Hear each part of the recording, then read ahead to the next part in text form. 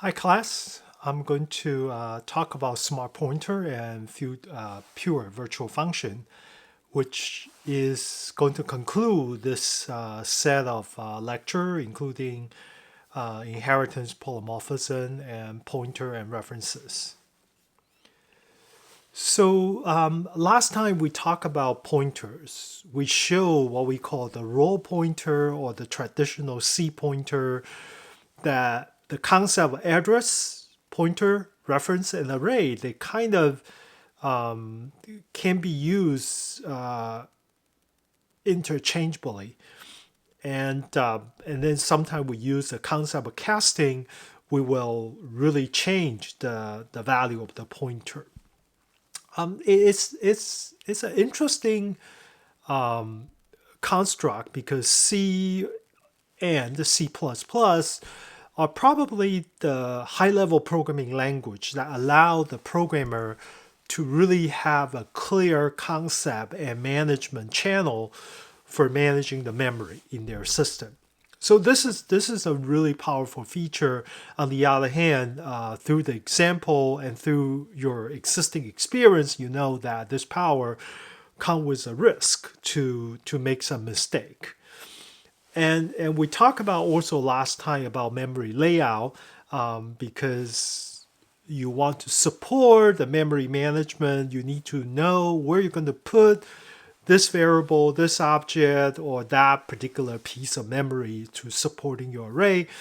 And you need to keep tracking because this memory are being allocated dynamically, and you need to remember to free exactly the amount of times that you should free a memory, which is one. If you malloc something once, you should free once. If you malloc once, you free twice, you're going to get segmentation fault. And if you malloc once, but you forgot to free, which means that you're going to have a memory leak. Eventually, you will have some kind of runtime error as well. So we talk about three kind of error really in a programmer need to deal with: syntax error, runtime error, and logical error. So syntax error, compiler will not allow you to even generate executable. And runtime error means you run the program, but the program actually stop because of, say, things like exception or things like segmentation fault. And logical error, which we haven't touched a lot, but logical error means the program still executes smoothly. It won't stop, but the result is just not as what we want. So there is a logical problem in the algorithm that produces the incorrect result. Okay, so memory is really the pointer. We really talk about this type of runtime error. The other thing I do want to say is that because of this nature, that the programmer, you have to always to be careful. You have always to be remember, for example, what malloc you have done, so you know there is another place you need to free it. But using other people's code, that this could be also very tricky because maybe there is a function you're using and the function dynamically allocate a piece of memory to you when you're using that pointer. And therefore, whether you actually free that pointer or not, that is very tricky because there might be another place in the code is the also reusable code. They will clean up the stuff for you. So this creates a lot of hassle for us to know precisely how do we manage the memory. We free everything we should, and we shouldn't overfree. Okay? And in C++, in order to deal with this problem, we introduce something we call smart pointer. So smart pointer is similar like pointer, but it has some management capability to help you to automatically manage the pointer to reduce the chance that the programmer make mistake in terms of dynamic memory allocation or dynamic memory management. So there are three kind of smart pointer. We're going to go through this one by one. It's called, the first one is called unique pointer. The second kind of smart pointer is called share pointer. The third one is called weak pointer. Okay, so let's actually take a look one by one. So this is the slides I showed you last time.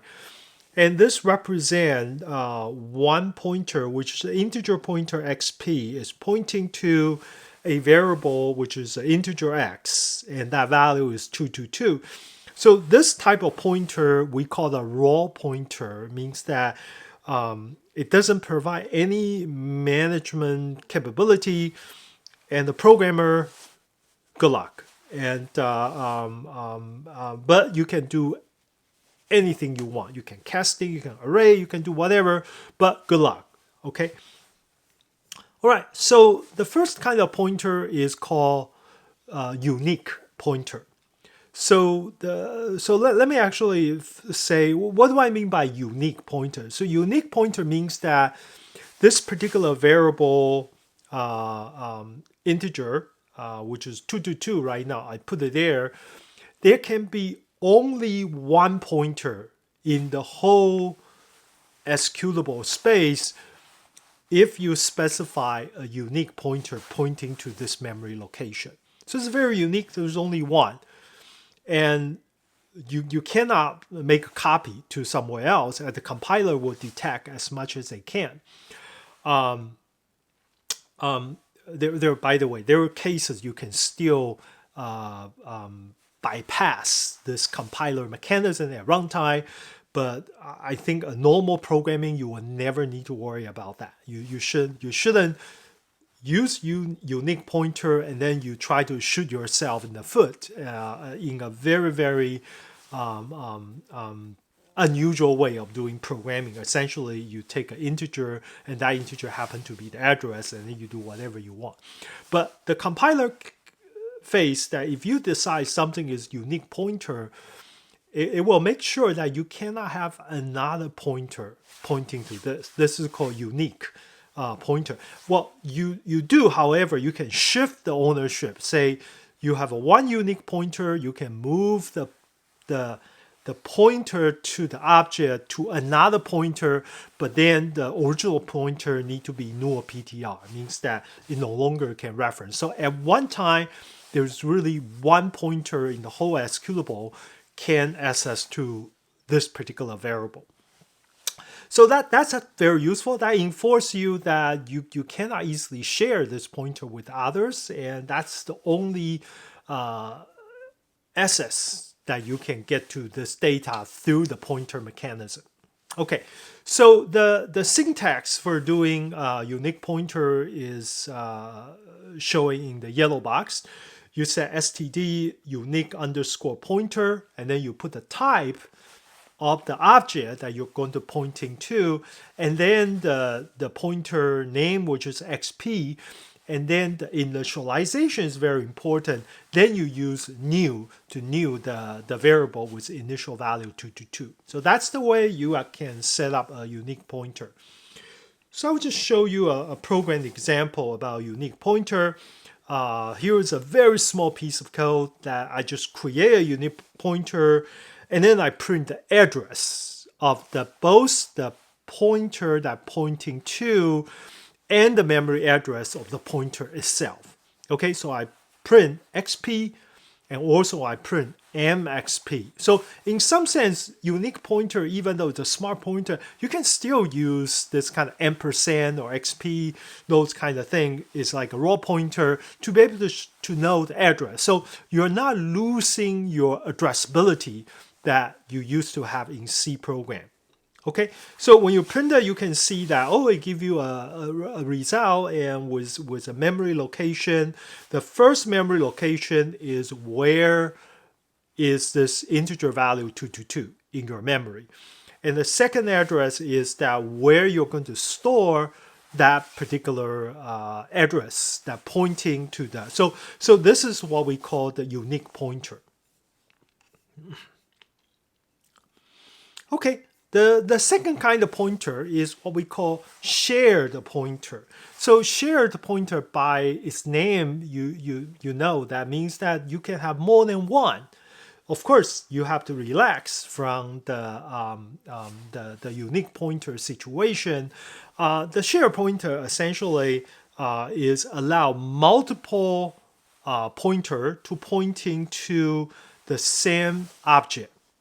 However, in shared pointer, there is one very important perspective. It's called reference count. So reference count is counting how many of the shared pointer are basically pointing to this object right now. So why I need to do the reference count? For example, in this picture, I show you that you have two shared pointer. They are pointing to the same location of the object. So the reference count is 2.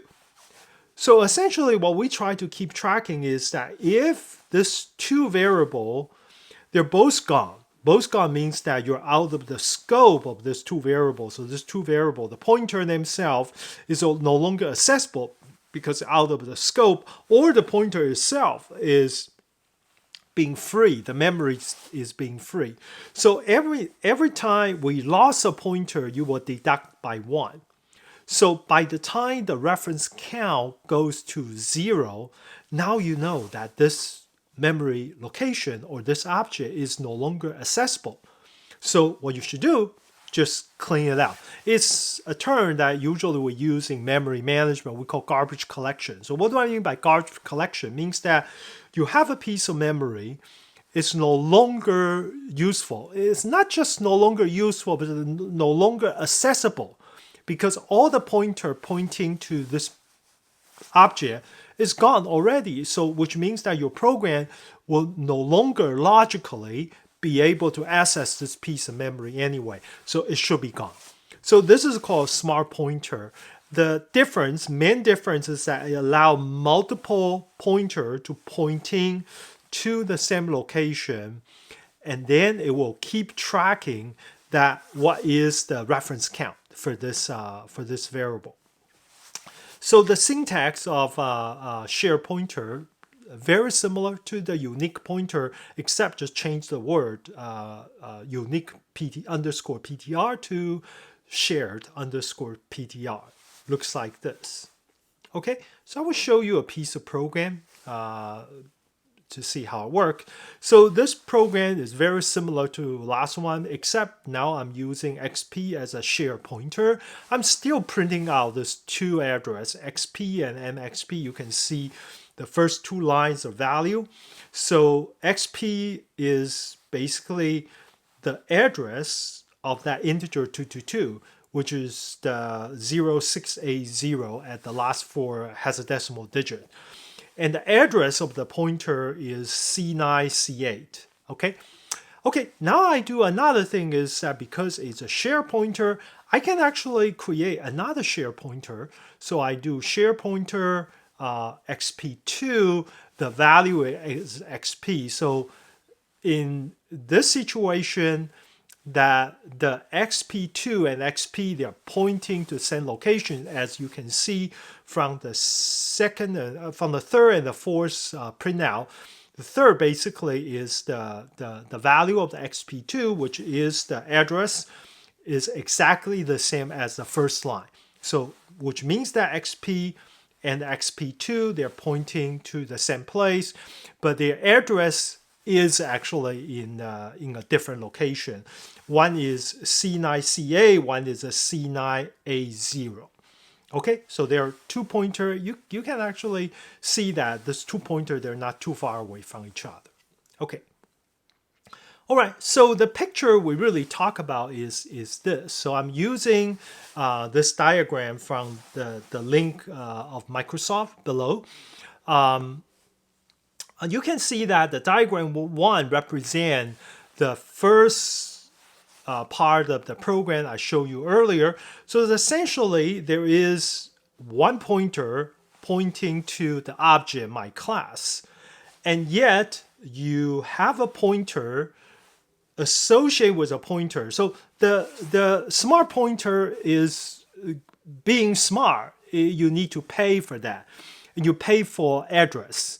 So we know, already show you that the first 4 byte or first 8 byte, whatever number of bytes, that's actually reference to the address of the real object.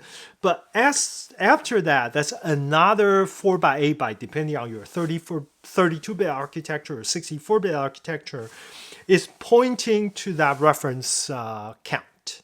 Okay, so you can see that it really have a 2 pointer in that smart pointer instead of the row pointer only have a 1.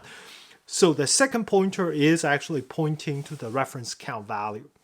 And after the first pointer XP is used, you will see the reference count is 1. And then after the second one, you have XP1 and XP2.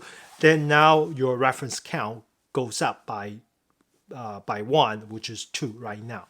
Okay?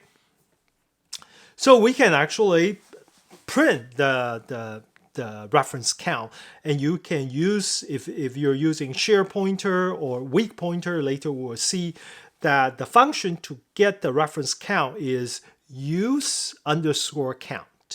So if you see that here is that I print the use count a few times. So after I have the first XP, being defined and initialized, that the XP dot use count, the value is going to be 1. But after I introduce the second pointer XP2, I call both XP.use_count. I also call XP2.use_count. And both of them will return 2. So it means that because they share the same reference count variable. Okay?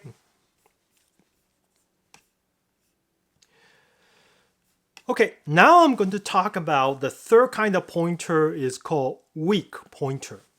So weak pointer is just like a share pointer, except it will not increment the reference count. So the idea of a weak pointer is that, well, I want to be able to refer to a pointer, but I really don't want my reference to the pointer holding up the deletion of the object. So I want to have this variable to pointing to that, and I'm responsible and make sure that this pointer will not be referenced after it was destroyed. Then if you're sure that's the case, then you can use weak pointer. In some sense, weak pointer is very similar to the original row pointer, except weak pointer also can access to reference count. So if you see the previous picture I show you, you have 2 share pointer pointing to the object, pointing to the reference count. And here the weak pointer will also pointing to that as well. However, the weak pointer, if both XP1 and XP2 are gone, then basically the weak pointer is not going to pointing to anything. It will be gone. But before it was destroyed, you will be able to see the reference. But you just introduce a weak pointer will not increment the reference count. So that's the main difference between share pointer and the weak pointer. So I'm going to show you an example. Here the example is getting bigger and bigger. So in the middle, after I introduce both XP and XP2, now I introduce std : weak _ ptr WXP. So I introduce WXP, and then I'm going to print out all 3 of them, and the result are all the same. There are 2 for the middle 3 line when you print. So now I'm actually playing a little bit trick here. After I introduce the weak pointer WXP and print out the first time, I nullify the first pointer XP. So think about this situation. XP pointing to the variable integer 222, but now get nullified. XP2 still pointing to that 222, so the memory is there. You cannot destroy it. And the WXP, the weak pointer, is also pointing to the 222. So now if you printed this value, it will tell you that the XP, because it has been nullified, the XP, the reference count, you use a use count, is going to give you 0. So when you saw a pointer and then you actually get the 0, that means this variable, you better not use it because it's not there anymore, okay? And XP2, now it will show 1 because the value has been decrement by 1 because XP has been nullified. And then WXP will also get 1 when you call this function use underscore count. Okay. Okay, so this basically concludes my introduction to the smart pointer, and then we're going to talk about some of the pointer concept related to virtual function and virtual table again. So we look at this picture. We look at how whether you're doing multiple inheritance or virtual inheritance, their memory layouts are going to be different. And we're going to keep looking at this topic. And the first topic I like to talk about is called pure virtual function. So what do I mean by pure virtual function? So the pure virtual function means that this virtual function is declared at the base class, but without implementation. So it means that you have a base class that has a virtual function. It depends on your derived class to provide a real implementation. And you don't have your own version of the virtual function. So this kind of virtual function is called pure virtual function from the base class perspective. So when you have a pure virtual function, sometimes we also say if all the functions that you have are pure virtual function in your class definition, then we will call this class an abstract class. Why this is an abstract class? Because this class cannot survive by itself. It's just provide an interface to allow other function that's actually derived from this interface, not even implementation, because you didn't have any implementation. All the function you have is just a pure virtual function, which is just the declaration of the prototype. So this is useful when you do the design. In fact, I will show you some very good example you have already used in a previous homework. The thing is that the idea is that you define the function, you define the prototype, and this is purely to be derived. And you cannot instantiate any object out of that because there is no implementation at all. So here is an example from your book. This class called vessel. So this vessel is a abstract class, and it has only one pure virtual function. And the way you declare that this function is a pure virtual function is that at the end, you see that before the semicolon, I put the equal to 0. Okay, I essentially say, hey, this function pointer is going to be 0. So which means that I'm not going to do any implementation, and this is a declaration that this particular function is a pure function. Okay, and now you can have your implementation, which is box.h, and this inherit from vessel, and now inside here, that you can start to define your virtual function volume, provide an implementation. So now between vessel and the box, that you cannot create a vessel object because a vessel object is an abstract class. On the other hand, you can actually create an object box because that box is a real object, is not the abstract class, and so you can do that. So basically, you can create an object from a real class, but you cannot create an object from an abstract class. Okay. So this is kind of a summarize what we did here, that we have a vessel, which is the base class, which is just provide the interface. It has a virtual double volume, and it says 0. And then you have a box, which is also have a real implementation over here. So this is what we have done so far. Okay. Okay, so now I'm going to do a trick. So in this slide, what I'm doing here is that I comment out the box. So assuming that, okay, you have your abstract class, which is a vessel. And in the box, I supposed to implement this virtual double volume with the implementation. I actually comment out, or maybe I didn't comment out, but I just declare the prototype virtual double volume, put the semicolon, but without doing the implementation. And if you do this, when you do the compiler, and this is what you're going to get. You're going to get this saying that, wait a minute, the variable type box is an abstract class because it doesn't have the implementation for volume, and therefore when it will trigger the code when you actually try to instantiate the object. As I mentioned before, if this class is considered by the compiler is an abstract class, you cannot instantiate objects. Therefore, when you try to instantiate the object, it will give you a compiler error message because compiler is going to check, wait a minute, how can you do that?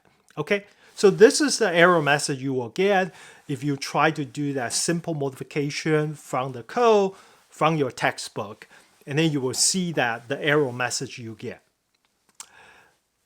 Many of you actually, when you look at this message, you might feel a little bit familiar with the situation, because many of you actually got this message during homework assignment number 3.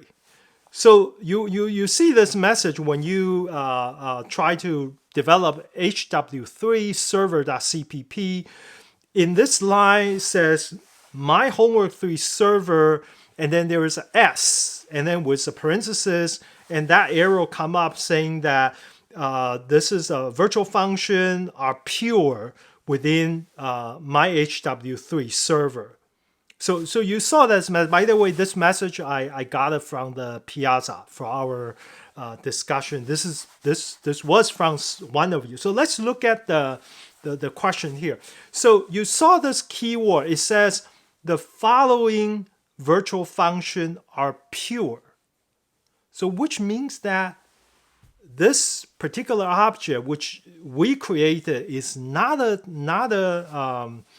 abstract class, is not a pure virtual function called my HW3 server, but the compiler thought that this is abstract class, and therefore when you try to instantiate my HW3 server with this variable s, with a new object s, it doesn't like it. But the problem is nothing to do with s here. The problem is having to do with that, well, the virtual function you haven't implement, and therefore the compiler think that that is a pure virtual function, and therefore this error come out. So usually my response to you is that, well, you just need to have to implement all this for function that's being declared as a virtual function. So which is important that this you cannot instantiate the object until all your virtual function has at least one implementation somewhere that they can access. Okay, so let's actually take a look at the code. So this is a code is generated by the JSONRPC stub program. And this is the first version that's included in the first tar file I sent to you, which has only one function, ECS 36B HW3.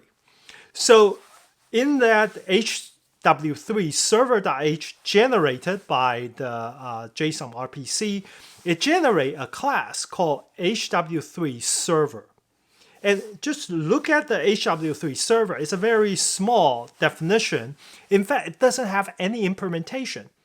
It's an interface. That's why this is an abstract class. And this abstract class, it only have one true virtual function, which is called ECF36B HW3. You got this from your JSON that you declare that. But look at the last 4 character I highlighted here is equal to 0 semicolon. So it means that this virtual function is a virtual function. Is a pure virtual function. And the whole class is an abstract class. Okay, this is a class HW3, but it's a lowercase.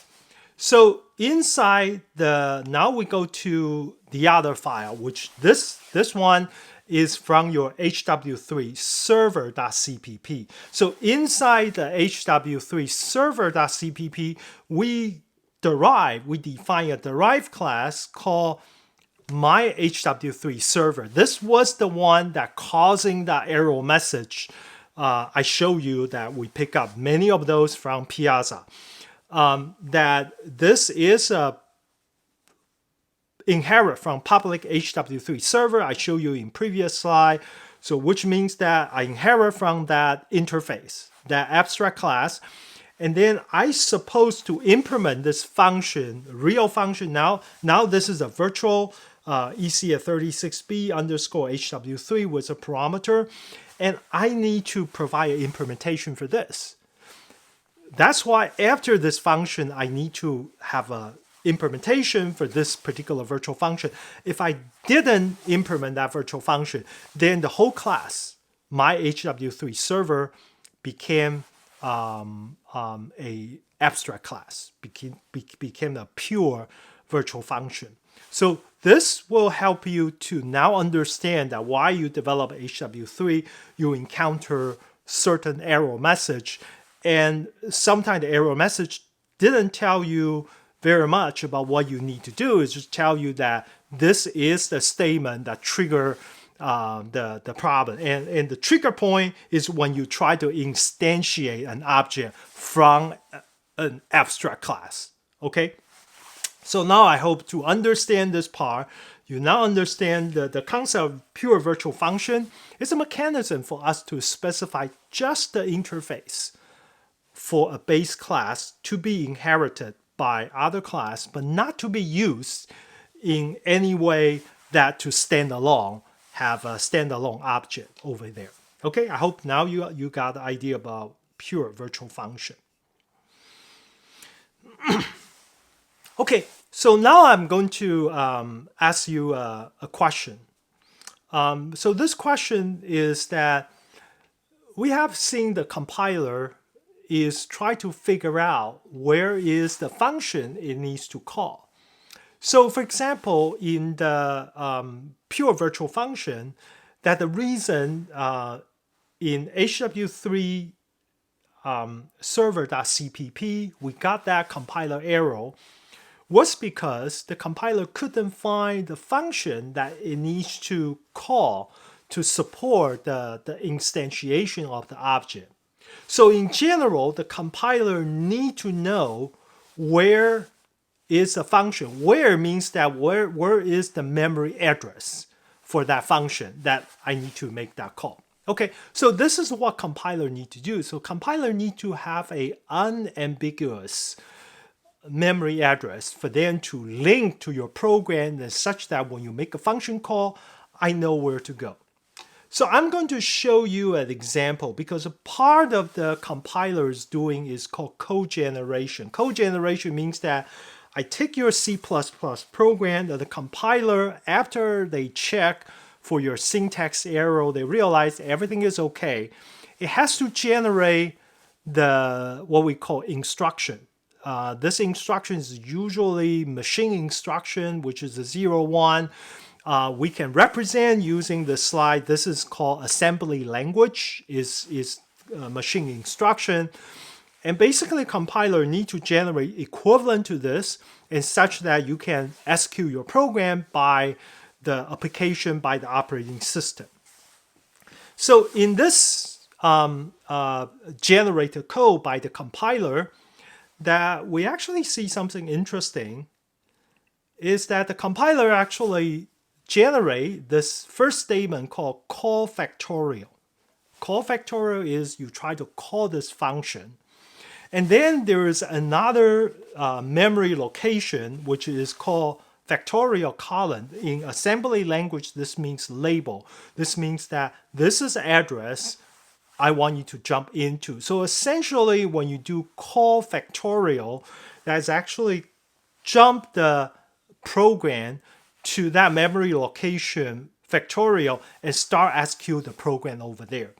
So the point for me to show you this is that the compiler need to know where in the memory is each of the function, so they will be able to provide that jump in the memory address. In this case, it's called factorial, to actually be able to access to that address. So to go back to my question, compiler need to know where the function is in order to jump into.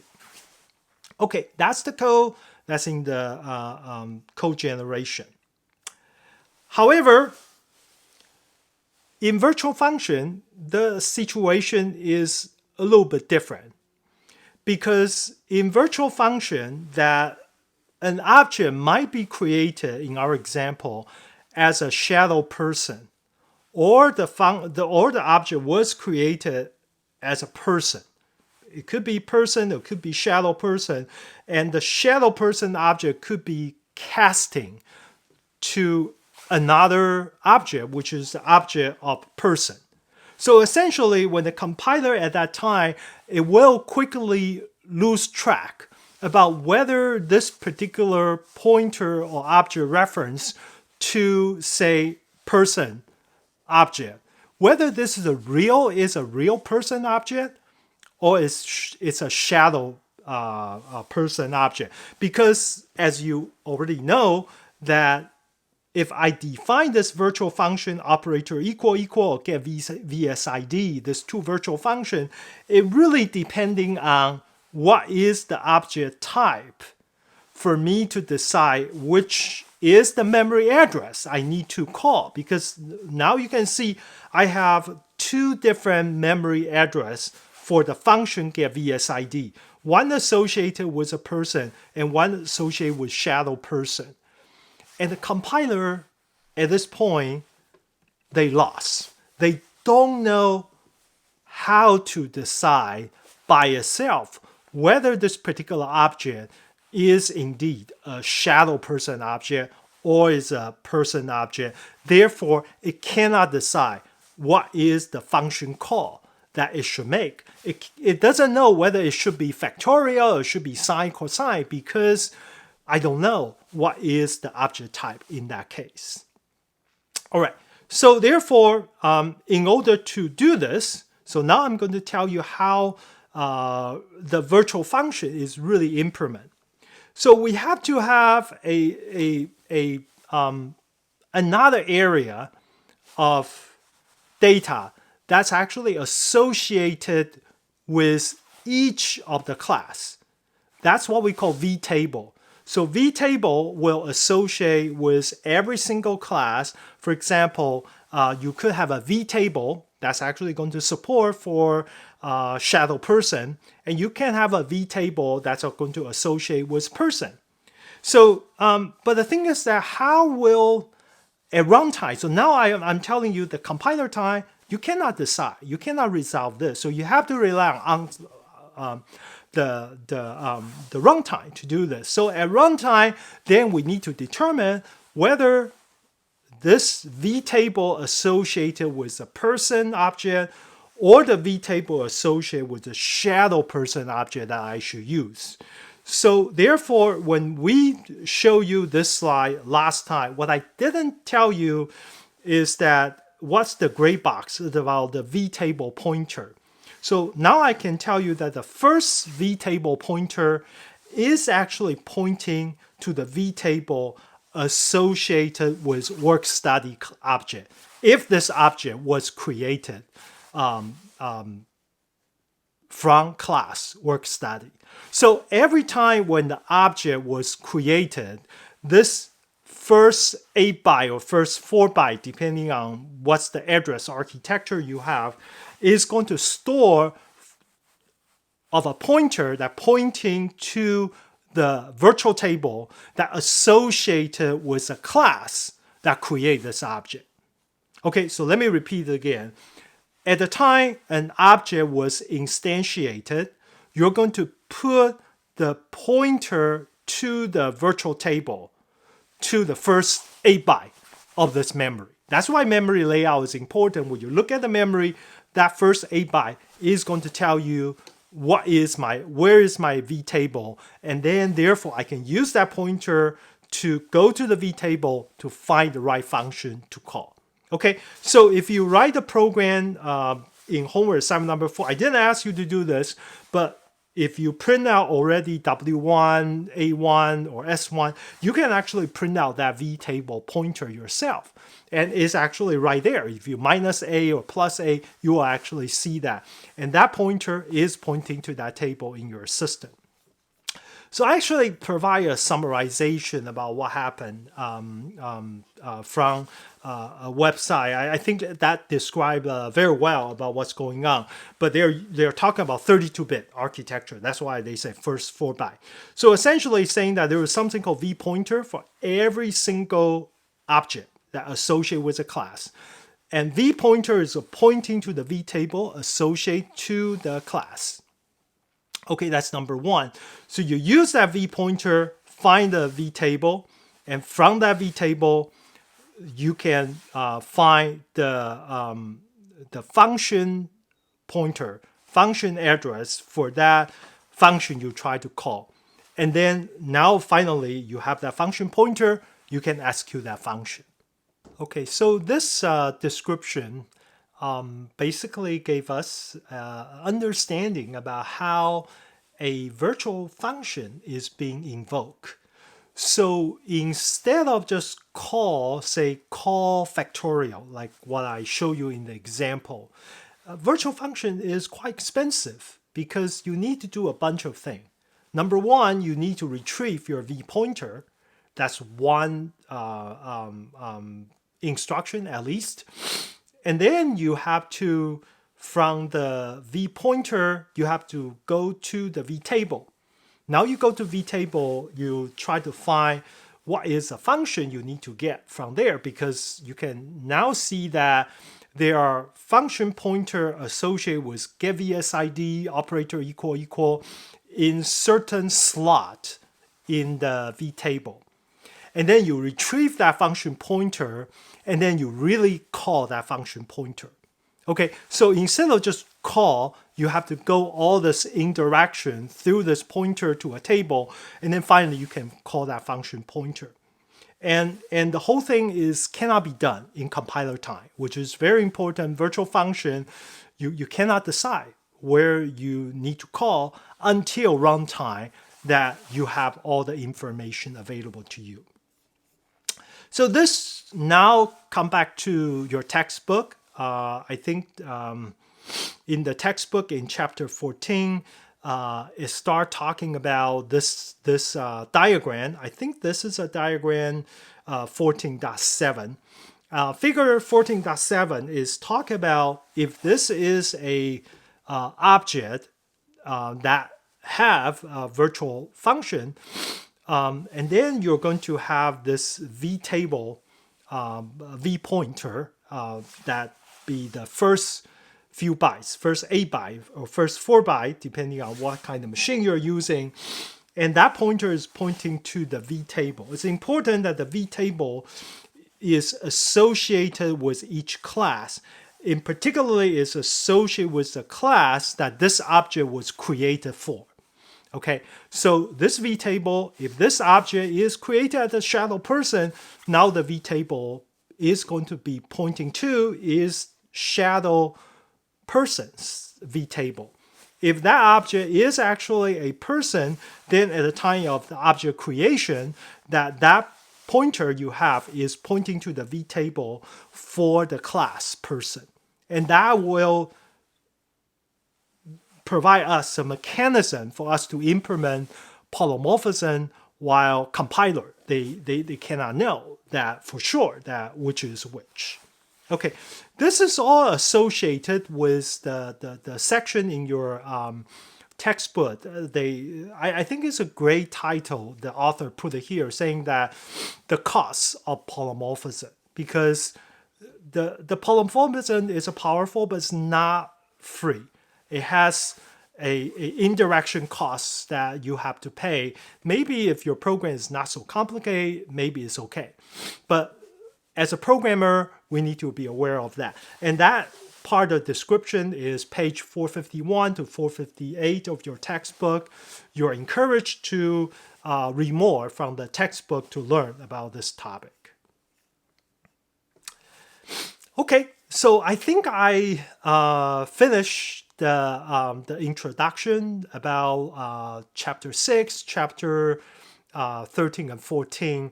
And there are many powerful mechanisms, but there are many different ways that things can go wrong. And I hope you learn from this lecture, this set of lecture, and now you can really clear about how to write a program to do the right kind of inheritance, the right kind of polymorphism. Okay, I will see you tomorrow. Bye.